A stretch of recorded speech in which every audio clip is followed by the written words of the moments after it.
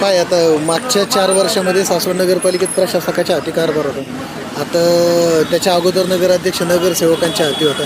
काय फरक जाणवला का हो? नाही, लय जाणवलं फरक. लय म्हणजे लय जाणवलं. प्रशिक्षणाच्या डाव्यात काही ठिकाणी लक्षच अजिबात दिलं नाही. लय दुर्लक्ष दिलं सांगायचं म्हटलं तर. आता मध्यंतरी म्हणत होते आमच्या तिथंच दुर्लक्ष म्हणजे असं आहे, कचरा अजिबात गाडी येत नाही, कचरा रोड वगैरे साचला आहे. आत्ता जरी गेला तरी ना तिथं महात्मा फुले सोसायटीत आता जागजागा असे खड्डे ढिगारे दिसतील तुम्हाला.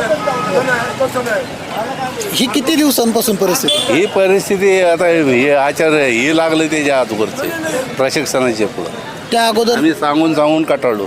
ड्रेनेज लाईन देखील आहे ना, मेवांची बिल्डिंग आहे ना, अक्षरशः वर फ्लो पाणी येतं आहे.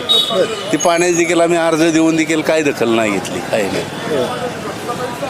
4 वर्षाच्या अगोदर काय परिस्थिती होती? ते 4 वर्ष नुसतं नगरसेवकाला सांगितलं ना, तातडीने तिथं नगरसेवक यायचा आणि काम मार्गी लावायचा.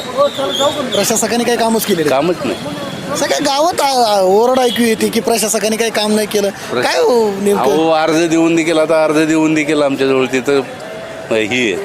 बरं, आम्ही सांगितलं, समक्ष चीफ ऑफिसरला देखील दाखवलं होतं. म्हणजे अर्जांना सुद्धा काही त्याच्यावर काही काहीच नाही, कारवाई काही नाही, काही नाही, कारवाई नाही, काही नाही.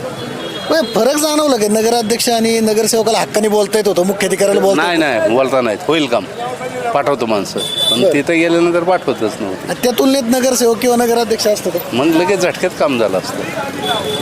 आम्हाला जायची सुद्धा गरज नव्हती नगरपालिकेत. आत्तापर्यंत आहे ना, आम्हाला अजिबात असं नगरपालिकेत जाता पण येत नव्हतं.